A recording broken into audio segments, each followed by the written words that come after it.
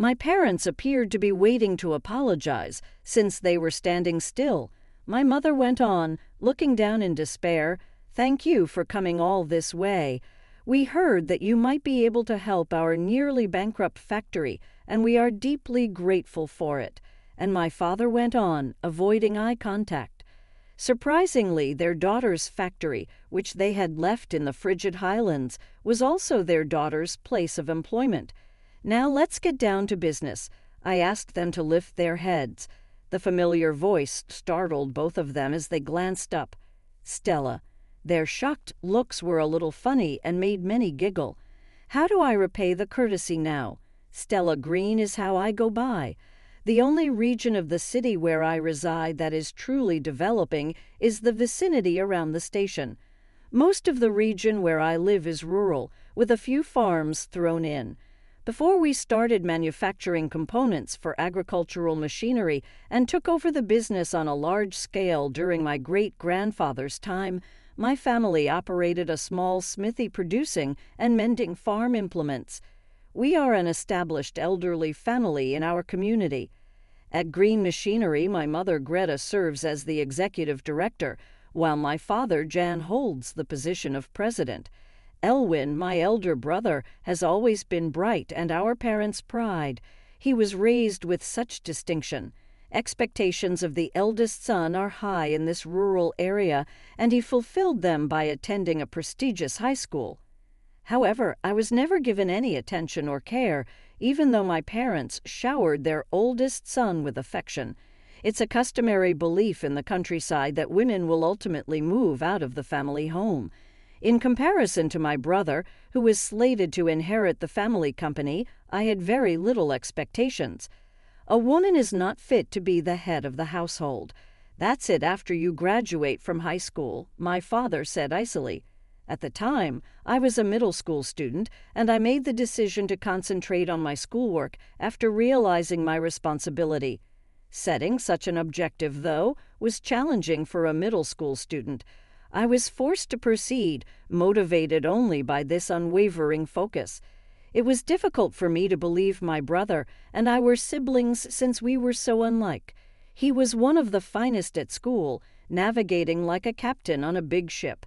I was more of an athlete than a student, and I liked to gallop around the countryside like a goat or deer. If there was one area in which I outperformed my brother, it was athletics. However, fate was unforgiving. Not having the same gifts as my brother, I worked hard in my studies, but never saw a rise in my grades. My parents made fun of me for this, saying, "No good, you differ from Elwin. Do you not recognize your own weaknesses?" My heart was crushed by their remarks, and I stared at them in a way that was hurtful. What my parents stated had some validity, but it didn't stop me from being frustrated. Then, one day, the midterm test results from the school were announced. I couldn't disguise my dismay at the grades, which were surprisingly low despite my intense study efforts. My parents pushed that I disclose my grades, even though I didn't want to. They made fun of me when they saw my report card. "This is what we should have anticipated all along. Investing in you is no longer worthwhile. It's true that it's difficult to imagine that Elwin and you have the same DNA. There must be a problem." As I sat politely in front of my parents and received a reprimand, I silently begged for this moment to end quickly. After that, my brother supported me and gave me academic assistance. Although he struggled to communicate his emotions to our parents, he was a constant source of support for me. It might be partly my fault that our parents are so strict, but I'm always here for you, stated the man. His kind words of encouragement moved me so much that I started crying. I knew that with his help, I could conquer any obstacle. My brother left home after passing the admission exam for a prominent institution in the metropolitan region, while I progressed to the second year of middle school. His former chamber vanished, leaving me with nothing but painful parallels. Being the shadow of my brother, who was gifted and excelled naturally, I was trying to find my own way. I was more excited about running than studying, so I joined the school track team. I've always enjoyed running, so I made the decision to work toward being a professional long-distance runner. I was hoping for a reference from a prominent university that was well known for its relay competitions. My brother was not athletically gifted, but he was an excellent student. I thought that I had exceeded him in this regard. Even yet, my parents were more concerned with his test results than with how fast I could run. Only my brother, who consistently raised his grades, got all the affection from our parents, disregarding my efforts. My brother's parents organized a sumptuous party for him as he got closer to reaching a significant age of 18. When his birthday drew near, my mom said, "Get him a fancy watch. Don't consider attending college if you are unable to handle that." I didn't have the money to create such a costly gift, though. The outcome was what was anticipated.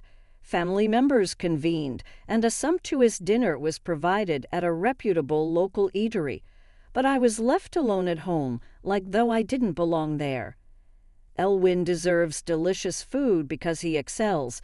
You're just obsessed with running, and being around him would only make you miserable," my mother said. Her words deeply wounded me. After sending off my parents and brother, I ate instant noodles alone at home. Pouring hot water into the bowl, the rising steam made my loneliness feel even more intense. My tears wouldn't stop as sadness and frustration mixed together. During those days, my brother, who was visiting home during summer break, introduced me to the possibilities of the internet. After graduating, he had started working at a top company, carrying the responsibilities of an adult. He seemed to have matured rapidly.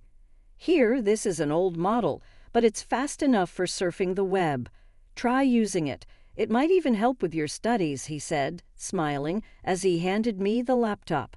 "And try using this as well. I want you to study it." The book he handed me was a beginner's guide to programming.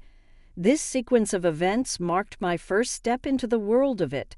Although I initially had a weak spot for mathematical sciences, I found creating my own program surprisingly enjoyable and frequently used the laptop. The moment when my homemade programs functioned brought a profound sense of satisfaction. Gradually, though still vague, I began to see something I wanted to pursue. It wasn't yet concrete, but I felt its outline becoming clear.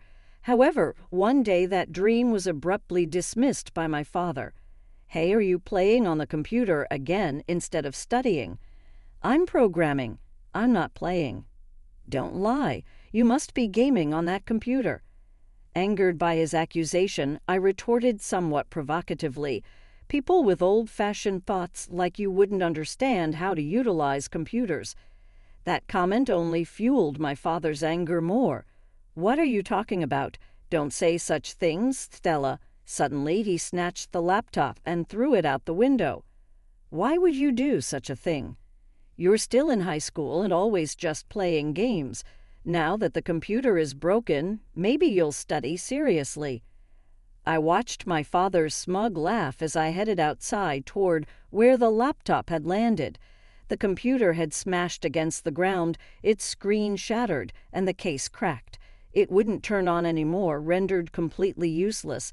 Just as programming was starting to captivate me and a hopeful future seemed visible, I gathered the broken pieces of the laptop, engulfed in deep sadness. The precious laptop gifted by my brother was tragically destroyed. Without the money for repairs, it seemed like my newfound dream might disappear too. Standing before the remnants of my broken laptop, I was overwhelmed with despair. The precious gift from my brother had turned into mere junk. Unable to afford the repair costs, I had no room to search for new hope. However, on my way to school, weighed down with heavy feelings, a friend made an unexpected suggestion that offered a glimmer of hope. "Why don't you use the school's desktop computers?" The teacher agreed, and the school's computer room became my new sanctuary. After class there, a reliable desktop computer awaited me. It was an immovable foundation of stability for me. As I spent more and more time with the school computers on weekends, a teacher who noticed my enthusiasm offered additional support. I became absorbed in programming throughout high school, gradually refining this skill. Then, in the summer of my sophomore year, I took part in a summer course in New York suggested by my brother. I covered the transportation costs with money I earned from part-time jobs. I stayed in the dormitory of the company where my brother worked, dedicating my days to the course and receiving special lessons in the evenings from my brother and his unique friend, Alan. Alan is a bit quirky, but he's not a bad guy, so don't worry. He's not used to being around women since he went to an all-boys school, so don't tease him too much. What are you saying? I've had my share of interactions with women, you know. Oh, really? Really? When was that? When we did the folk dance in elementary school. We couldn't help but suppress our laughter during this heartwarming exchange. Alan's innocence added a special color to our summer. With that smile, my passion for programming accelerated even further. By the end of the summer, a new future was ready to unfold. A new chapter in my life had begun. With the help of my brother and his friend Alan, I had delved deep into the world of programming and was completely captivated by its allure. Alan was different from my brother, behaving like the son of a genteel family, polite and refined. He was a bit eccentric, but I never felt any malice from him, and I found myself somewhat charmed. I was entering the summer of my final year in high school when my computer was destroyed. Earlier, my brother had apologized, but during the summer break, when he came home, he secretly brought a used laptop with him.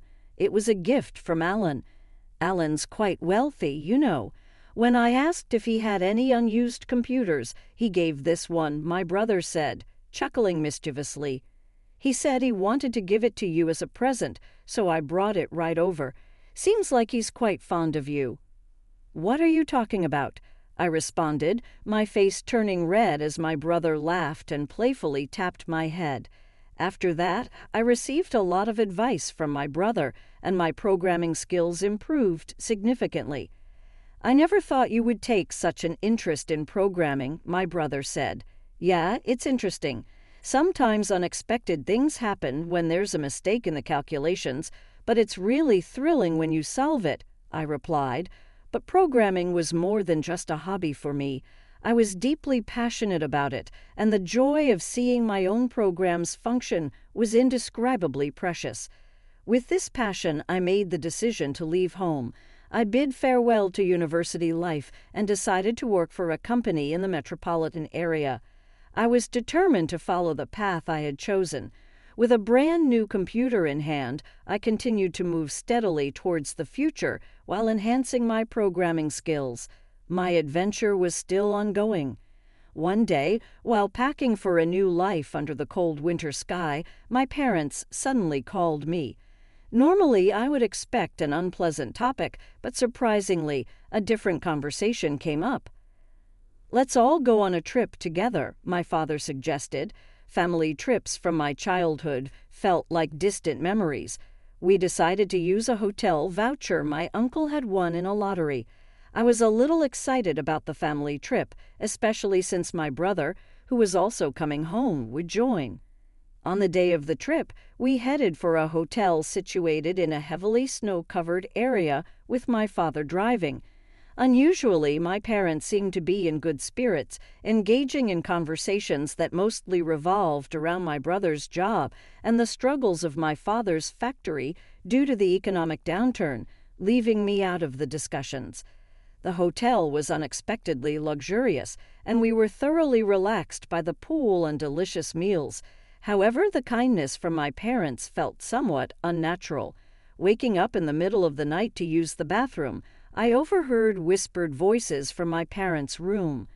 We can't afford to spare any more money on her food. If we leave her behind, she'll understand. Yes, it's time for a big house cleaning. They were planning to force me out of the house. I am destined to be abandoned. Accepting this seemed to be my only option.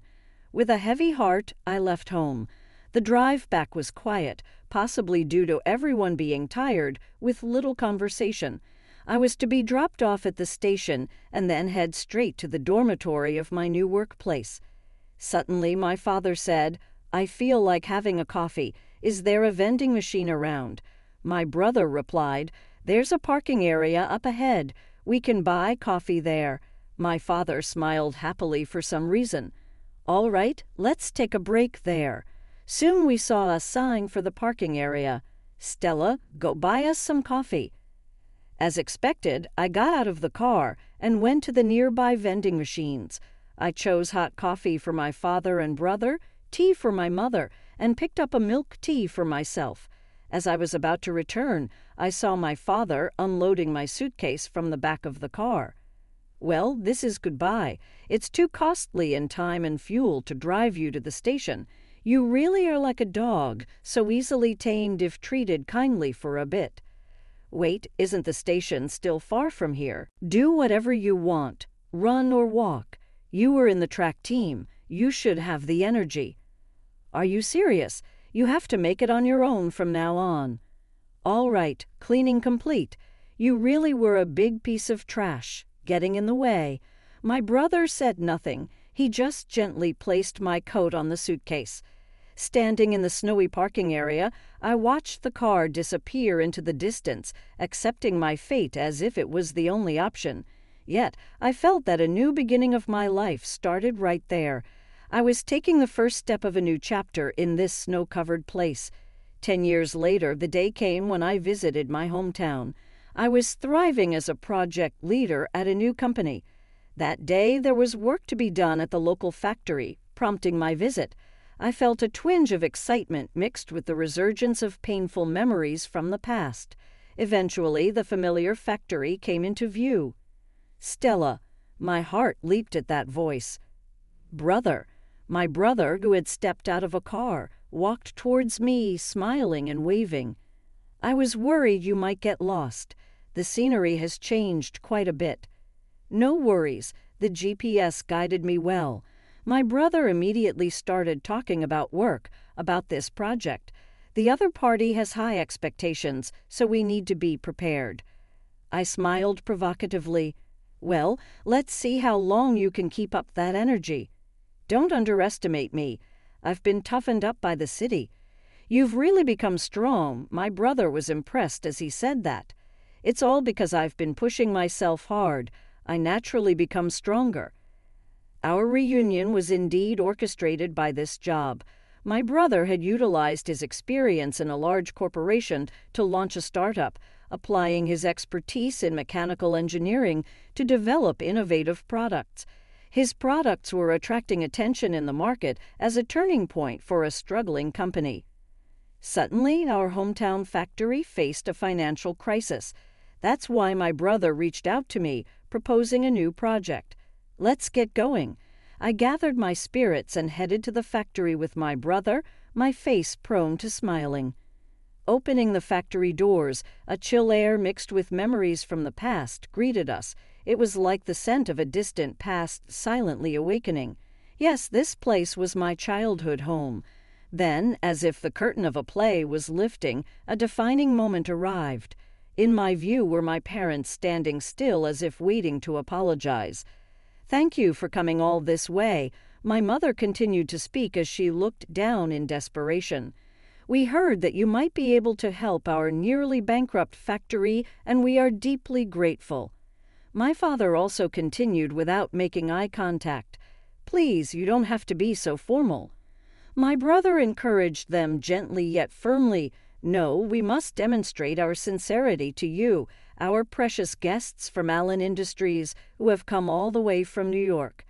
As the two continued their apologies, I took the opportunity to steer the conversation. "Let's proceed with business matters." At that moment, their bodies trembled slightly and froze. "Ah, that voice. It sounds familiar," they muttered as they slowly raised their heads and made eye contact. "Yes, I remember that voice too." "You are? No, it can't be." "Wow, Stella, it is Stella, isn't it?" Seeing their astonished expressions, I couldn't help but laugh. "Hey, finally realized, have you?" "Yes, it's me, Stella, the one you left in the snowy mountains." "How come you are here?" "We were told someone from Allen Industries would be coming." "Actually, I am serving as a project leader at Allen Industries. Allen's father is the president." After being left behind, Alan, a friend of Elwyn, reached out to help me. Elwyn had foreseen the events of that day and had taken measures. It was tough, but I've established a certain status now. In fact, I'm married and my spouse is a department head at Allen Industries. I was sent here under the president's orders to work on this factory's rejuvenation project. Do you understand? At that time, my brother was angry with our parents' actions and had discussed it with Alan before heading to the snowy mountains. That day, my brother gave me a note. Our parents intend to use this trip to leave you behind. If anything happens, call this number. As expected, when the situation arose, I called the number, and Alan responded swiftly. Alan, a bit embarrassed, confessed that he had taken paid leave in advance to be available for me. I'm really grateful you came to pick me up. It's been a while. Have you been well? As you can see, the situation in the snowy mountains is terrible. It's really upsetting. As I spoke these words with tears, Alan silently loaded the luggage into the car and drove me away. The company in New York where I got a job turned out to be a subsidiary of the company managed by Alan's father. With the support of my brother and Alan, I studied while working for a year, and the following year I enrolled in a night university. This allowed me to balance work and education. After graduating from university, I managed to transfer to the company run by Alan's father. There, I leveraged my specialized knowledge and secured a job in construction management. Later, as Alan was promoted, I took on the role of leading a project under his direction. As we worked together, my respect for Alan gradually turned into love. After he proposed, we got married.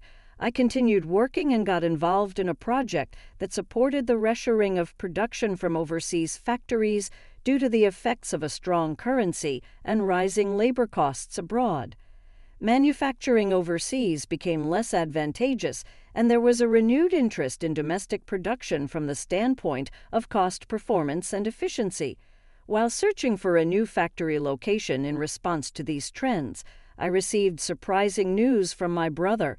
Our family's factory was facing financial difficulties.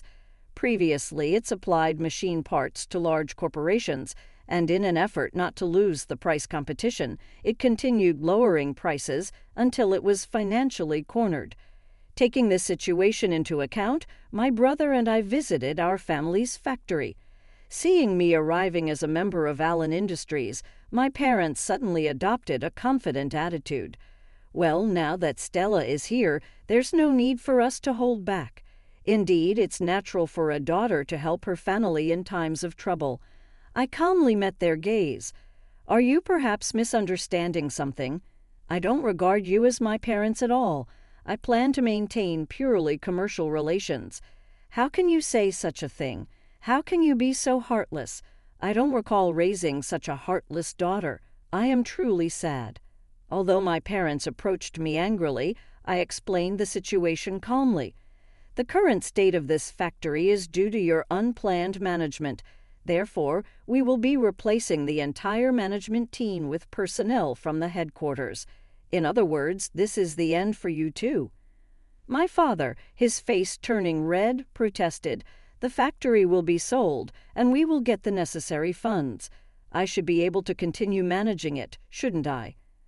I shook my head and delivered the harsh reality. I cannot entrust this factory to you. What do you intend to do about the debts?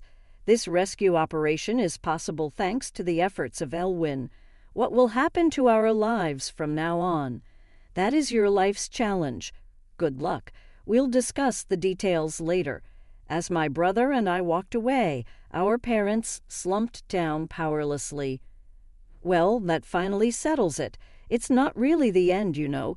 It's actually just the beginning. Since this place is going to become a domestic production hub, hey, with the production management system you developed and my new machine tools, we have a high chance of becoming the best in the whole country, right? What? No, huh? We're not just aiming to be the best in the country, we're aiming to be the best in the world. Sharing such aspirations, my brother laughed heartily. As expected, our parents sold the factory, and the amount was not enough to settle their debts. I heard they are now working in a frigid location. They have begged us for money many times, but we have completely ignored them. However, I couldn't do nothing, so I decided to send them the disposable hand warmers I collected during my college days. It was an ironic act of giving back, considering they had left me out in the cold. Meanwhile, the purchased factory has been infused with new life and is shining after renovations. The new plant has brought new job prospects and received a great deal of admiration for centralizing the procedures from manufacture to inventory management and delivery. My spouse and I are spearheading new initiatives to grow our division. We want to concentrate on assisting U.S. businesses in their international business alliances and market growth in the future. We have hectic lifestyles, yet we take pleasure in relaxing in that far-off hotel a few times a year. That same parking lot comes to mind every year when the snow starts to fall, and it stirs something within of me. I find myself going back there this year. With a kind question, my spouse said, "What are you thinking about? Reflecting on the past again?" "Yes, this place holds unforgettable memories that linger in my heart," I said. "Me too." He grinned and added, "This is where it all began." Trying not to chuckle, I remarked, "I remember that day. Your face was beet red like a boiled octopus, despite it being the middle of winter." "You too, ha. You looked like a child with your crimson face," he shot back. We exchanged glances and laughed out as a group. "I'm grateful. I cherish you." "Thank you, but no. Life resembles a book with several stories within. These kinds of episodes between a couple make up a chapter in that tale, and it's really interesting."